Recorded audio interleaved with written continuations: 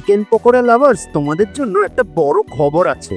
আজ হলো day 51 of exploring Kolkata, and তোমরা কি মাত্র 3 টাকায় দারুণ বোনলেস চিকেন পকোড়া খেতে চাও? তাহলে চলো।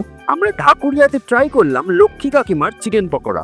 Yes, the same kakima featured in DD number 1, famous for our boneless chicken pakora. মাত্র 3 টাকা পার পিস।